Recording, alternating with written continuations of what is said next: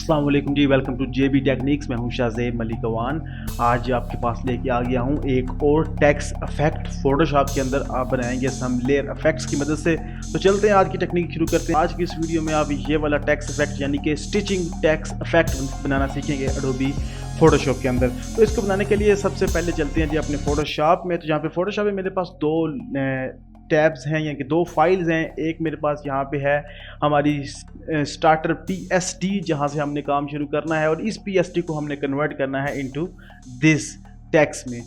सबसे पहले मैंने अपने इस टेक्स्ट के ऊपर एक लेयर इफेक्ट लगाना है जिसका नाम है कलर ओवरले। उसके लिए मैं नीचे एफेक्ट्स में आऊँगा और यहाँ से मैं क्लिक करूँगा कलर ओवरले। यहाँ पे कलर ओवरले के अंदर आप अपने टेक्स्ट को जो भी कलर देना चाहते हैं आपने यहाँ से उसको मुख्तस करना है, ठीक है, जो भी कलर आप देना चाहते हैं। तो मैं सिंपली यहाँ से क्लिक करूँगा अपने इस कलर स्वाच के ऊपर और यहाँ पे व्यू सैचुरेशन और ब्राइटनेस की वैल्यूज ऐड करूँगा। जो मुझे कलर चाहिए उसकी वैल्यू है 35 डिग्री की ह्यू, 80% सैचुरेशन और 50% की ब्राइटनेस, और क्लिक ओके कर दूंगा। उसके बाद सिंपली आपने यहाँ से इसका ब्लेंडिंग मोड तब्दील करना है इनटू नॉर्मल में, और इसकी ओपेसिटी मुझे चाहिए अराउंड 80 या 88%, ठीक हो गया। उसके बाद जी नेक्स्ट स्टेप मैंने इसके ऊपर लगाना है बेवल एंड इम्बास। उसके लिए सिंपली मैं क्लिक करूंगा बेवल एंड इम्बास के ऊपर, ठीक हो गया। बेवल एंड इम्बास में जो मुझे वैल्यूज़ चाहिए उसमें स्टाइल मुझे इनर बेवल ही चाहिए, टेक्निक मुझे स्मूथ ही चाहिए, डेप्थ मुझे 100% ही चाहिए, डायरेक्शन मुझे अप चाहिए, लेकिन साइज़ मुझे 7 नहीं चाहिए। साइज़ मुझे चाहिए अराउंड 70%। और मुझे जो इसकी लाइट है या एंगल है, जो शेडिंग है, मुझे वो यहाँ से चाहिए, यहाँ से नहीं चाहिए, मुझे यहाँ से चाहिए। तो उसके लिए सिंपली यहाँ से मैं इसका एंगल तब्दील करूँगा इनटू 120 डिग्री एंगल, और इसका एल्टीट्यूड चेंज करूँगा इनटू 40 डिग्री में। अब लाइट का जो रुख है वो यहाँ से आ रहा है, और मुझे इतनी मध्यम लाइट नहीं चाहिए, मुझे चाहिए हार्ड लाइट।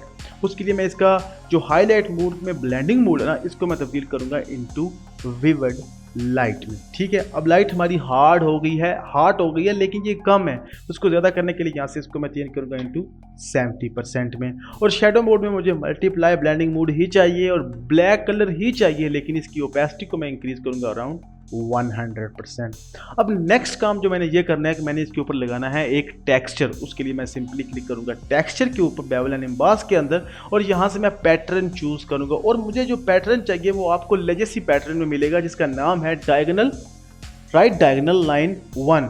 इसके ऊपर मैं सिंपली क्लिक करूंगा तो ये मेरी इस टेक्स्ट के ऊपर अमेंड हो जाएगा। उसके बाद सिंपली यहाँ से इसके मैं स्केल को इंक्रीज करूंगा अराउंड 300% और अराउंड 350%, ठीक है, जितना भी आप रखना चाहते हैं। और यहाँ से इसकी डेप्थ को मैं डिक्रीज करूँगा अराउंड 10% और मे बी 20%, जितना भी आपको लगता है कि आपकी इमेज के हिसाब से बेहतर है उतना। अब नेक्स्ट मैं यहाँ पे कुछ इसको इनर शेडो देना चाहता हूँ, ठीक है, ताकि थोड़ा सा मज़ीद रियलिस्टिक लगे। तो उसके लिए सिंपली यहाँ से मैं क्लिक करूँगा इनर शेडो के ऊपर। तो इनर शेडो में आपको जो ब्लेंडिंग मोड चाहिए वो मल्टीप्लाई है, कलर ब्लैक है, और जो आपको ओपेसिटी चाहिए वो 80% है, और जो आपको एंगल चाहिए वो 140 डिग्री है, क्योंकि यहाँ पे नीचे हमें थोड़ा सा शेडो चाहिए। तो उसके लिए -140 डिग्री है। डिस्टेंस आप इसका रखेंगे 15 पिक्सल्स और साइज आप रखेंगे इसका 70 पिक्सल्स। और अब नेक्स्ट इसके ऊपर हम अपना कमाल का ड्रॉप शेडो लगाते हैं। उसके लिए मैं सिंपली क्लिक करूंगा ड्रॉप शेडो के ऊपर। ड्रॉप शेडो के ऊपर जो मुझे ब्लेंडिंग मोड चाहिए वो मल्टीप्लाई है, कलर ब्लैक है, लेकिन मुझे इसकी ओपेसिटी चाहिए 50%।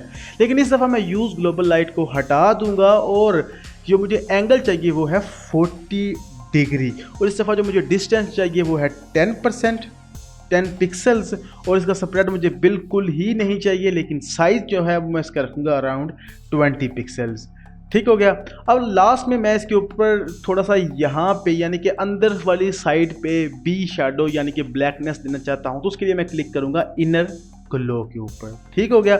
इनर ग्लो के ऊपर आपने जो ब्लेंडिंग मोड यूज़ करना है वो है मल्टीप्लाई, ओपेसिटी 77 होगी और साइज 20% होगा, और बस, और हम कर देंगे यहाँ से क्लिक ओके, अब तक जो हमारा जो टेक्स्ट बनाने का काम था ना वो तो हो चुका है कंप्लीट। अब हमने अपने इस टेक्स्ट के इर्द गिर्द ये वाली बनानी है स्टिचिंग। ठीक है, इस स्टिचिंग को बनाने के लिए सबसे पहला आपने काम ये करना है कि अपने टेक्स्ट को कन्वर्ट करना है इनटू शेप में। ठीक है, उसके लिए आपने जाना है टाइप मेन्यू में और यहाँ से आपने क्लिक करना है कन्वर्ट टू शेप के ऊपर। उसके बाद सिंपली आपने जाना है विंडो मेन्यू में और यहाँ से आपने क्लिक करना है पाथ के ऊपर। तो आपके पास यहाँ पे पाथ आ जाएगा अगर आपने अपने टेक्स्ट को कन्वर्ट किया हुआ है। उसके बाद आपने अपने इस टेक्स्ट को करना है कॉपी। ठीक है, डुप्लीकेट करना है। उसके लिए सिंपली मैं यहाँ से अपने इस टेक्स्ट पाथ लेयर को पकड़ूंगा और ले जाकर इस प्लस के आइकन के ऊपर छोड़ दूंगा तो ये डुप्लीकेट हो जाएगा।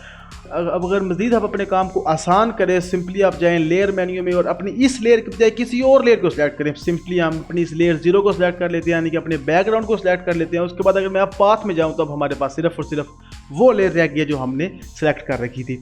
अब मुझे करना यह है कि मुझे अपने इस जो पाथ है ना इसको कन्वर्ट करना है इनटू सिलेक्शन में। तो इसको कैसे कन्वर्ट किया जाता है इनटू सिलेक्शन में?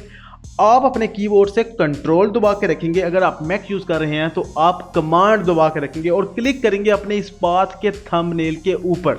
जैसे आप क्लिक करेंगे तो ये तब्दील हो जाएगी इनटू सिलेक्शन में। अब हमने अपनी इस सिलेक्शन को एक्सपेंड करना है। थोड़ा सा एक्सपेंड करने के लिए हम जाएंगे सेलेक्ट मेन्यू में, यहाँ से हम जाएंगे मॉडिफाई में और यहाँ से हम क्लिक करेंगे एक्सपेंड के ऊपर और यहाँ से हम इसको देंगे 30 पिक्सल्स का एक्सपेंड और क्लिक ओके कर देंगे। अब मैंने अपनी सिलेक्शन को फिल करना है विद सम स्टिचिंग वाले जो यहाँ पे हमारे पास इफेक्ट है ना इसके साथ। अब ये जो इफेक्ट है ये हमने बनाना है विद मैन्युअली ब्रश टूल के साथ। ठीक है, और उसके लिए मैं यहाँ से क्लिक करूँगा ब्रश टूल के ऊपर। यहाँ से मैं सिंपली रीसेट टू डिफ़ॉल्ट करता हूँ ताकि मैं आपके सामने वे ब्रश बनाऊँ। उसके लिए मैं सिंपली जाऊँगा विंडो मेन्यू में और यहाँ से हम क्लिक करेंगे ब्रशेस के ऊपर। ठीक है, यहाँ पे ब्रशेस सेटिंग के अंदर ना आपके पास खुद का ब्रश बनाने की सेटिंग्स आ जाएंगी। सिंपली यहाँ से मैं चूज़ कर लेता हूँ ब्रश टिप शेप के अंदर और यहाँ से हम जो साइज़ अपने ब्रश का रखना चाहते हैं ना, ब्रश का रखना चाहते हैं ना, वो होगा अराउंड 60 पिक्सल। ठीक है, बड़ा साइज। और यहाँ से आपने इसके एंगल को चेंज करना है इनटू 90 डिग्री में। ठीक है, अगर आपके पास यहाँ से चेंज नहीं हो रहा सिंपली आपने यहाँ पे लिख देना है 90 डिग्री। और उसके बाद जो राउंडनेस है आपने इसको डिक्रीज करना है अराउंड जितना आपसे हो सकता है। तो मुझे जो चाहिए वो अराउंड है 13 डिग्री %। ठीक हो गया, और इसकी हार्डनेस को हम इंक्रीज कर देंगे 80%। उसके बाद हमने यहाँ से इसको स्पेसिंग देनी है। ठीक है, स्पेसिंग देने के लिए हम यहाँ से इसको ड्रैग करेंगे जब तक यहाँ से स्पेसिंग देनी शुरू हो जाएगी।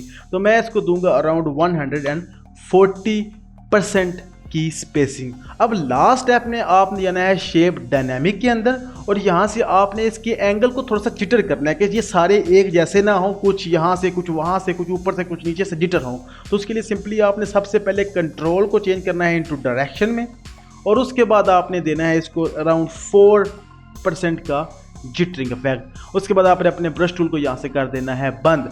अब नेक्स्ट स्टेप में आपने अपने इस सिलेक्शन को कन्वर्ट करना है इनटू ब्रश के स्ट्रोक के साथ। उसके लिए सबसे पहले आपने आना है अपनी लेयर पैनल में और यहाँ पे आपने एक न्यू लेयर बनानी है और इस न्यू लेयर को हम नाम दे लेते हैं, ठीक हो गया, स्टिचिंग। उसके बाद दोबारा जाएंगे हम पाथ में वापस और यहाँ पे नीचे आपको जैसे आप इस पाथ को सिलेक्ट करेंगे तो यहाँ पे नीचे आपको एक ऑप्शन मिल रहा है स्ट्रोक पाथ विद ब्रश। तो आपने सिंपली इसके ऊपर क्लिक नहीं करना। ठीक है, आपने सिंपली इसके ऊपर क्लिक नहीं करना, आपने ऑल्ट को प्रेस रखते हुए इसके ऊपर क्लिक करना है। जैसे आप क्लिक करेंगे तो आपके पास स्ट्रोक पाथ का डायलॉग बॉक्स ओपन हो जाएगा। तो यहाँ से आपने जो टूल चूज करना है वो होगा ब्रश और स्टिमुलेट प्रेशर को बिल्कुल चेक नहीं करना और सिंपली आपने क्लिक ओके कर देना है। तो उसके बाद सिंपली आपने पाथ के अंदर कहीं पे भी क्लिक करके इसको डी सिलेक्ट करना है, अपनी सिलेक्शन को डी सिलेक्ट करना है। और अगर आप इसको अब जूम करके देखेंगे वो जो हमारा इफेक्ट होगा स्टिचिंग इफेक्ट वो आपके टेक्स्ट के ऊपर लग चुका होगा। अब नेक्स्ट स्टेप में आपने करना ये है कि अब आपने अपनी स्टिचिंग इफेक्ट के ऊपर भी वही ड्रॉप शेडो और बेवल और एम्बॉस इफेक्ट लगाने हैं। तो उसके लिए सिंपली मैं यहाँ से अपनी स्टिचिंग लेयर को सिलेक्ट रखते हुए ऑल्ट दबा के इस ड्रॉप शेडो को पकड़ के जैसे ही अपनी स्टिचिंग के ऊपर छोड़ूंगा तो वो मेरे इस टेक्स्ट के ऊपर लग जाएगा। लेकिन हमें इसको रिफाइन करना पड़ेगा। तो इसको रिफाइन करने के लिए सिंपली मैं ड्रॉप शेडो के ऊपर डबल क्लिक करूँगा। ठीक है। ले स्टाइल का डायलॉग बॉक्स ओपन हो जाएगा। यहाँ पे हमने कुछ भी ज़्यादा चेंज नहीं करना, बस इसके डिस्टेंस को हमने इंक्रीज़ करना है 20 पिक्सल्स में, और इसके स्प्रेड को चेंज करना है इंटू 5 में, और इसको साइज़ को हमने डिक्रीज़ करना है इंटू 10 पिक्सल्स में। यहाँ पे हमारे पास ये जो ड्रॉप शेडो यहाँ पे लग चुके हैं, लेकिन मैं एक ड्रॉप शेडो इस तरफ भी लगाना चाहता हूँ। तो उसके लिए अगर तो आप फोटोशॉप का एक न्यू वर्जन यूज़ कर रहे हैं, लाइक CC से ऊपर कोई वर्जन यूज़ कर रहे हैं, तो आपको पता होगा कि आप एक ही इमेज के ऊपर या एक ही टेक्स्ट के ऊपर बहुत ज़्यादा ड्रॉप शेडो लगा सकते हैं। तो सिंपली यहाँ से मैं क्लिक करूँगा दूसरे ड्रॉप शेडो के ऊपर, और अगर आपके पास यहाँ पे दूसरा ड्रॉप शेडो शो नहीं हो रहा तो सिंपली आपने इस प्लस के आइकन के ऊपर क्लिक करना है, तो आपके पास दूसरा ड्रॉप शेडो आ जाएगा। तो सिंपली मैं यहाँ पे इसके ऊपर क्लिक करूँगा, और यहाँ पे इस ड्रॉप शेडो के अंदर मैं सबसे पहले इसकी ओपेसिटी को इंक्रीज़ करूँगा अराउंड 100%, लेकिन यहाँ से इसके डिस्टेंस को भी इंक्रीज करूँगा मैं अराउंड 14 पिक्सल्स, और इसके स्प्रेड को मैं कर दूंगा 0, और इसके साइज़ को डिक्रीज करूँगा अराउंड 20 पिक्सल्स, और इसके साइज़ को एंगल को मैं चेंज करूँगा इनटू 120 डिग्री में। अब हमें यहाँ पे भी कुछ थोड़ा सा ड्रॉप शेडो मिलना शुरू हो गया है, और अब मैं सिंपली से यहाँ से कर दूंगा क्लिक ओके, ठीक हो गया। अब लास्ट स्टेप में मुझे इसके ऊपर लगाना है वही बेवल एंड एम्बॉस। उसके लिए सिंपली मैं यहाँ से बेवल एंड एम्बॉस को ऑल्ट दबा के ड्रैग करूँगा अपनी स्टिचिंग लेयर के ऊपर, तो वो बेवल और एम्बॉस लग जाएगा। और अब आपको यहाँ पे बहुत ही बुरी बुरी काली लाइनें शो हो रही हैं, वो इसलिए क्योंकि आपको याद होगा हमने इस बेवल और एम्बॉस के अंदर एक टेक्सचर लगाया था, तो सिंपली आपने इस टेक्सचर को ख़त्म कर देना है। अब जो थोड़ी सी हमें इसके अंदर चेंजिंग करनी है वो ये है कि हमें इसके साइज़ को डिक्रीज़ करना है अराउंड 16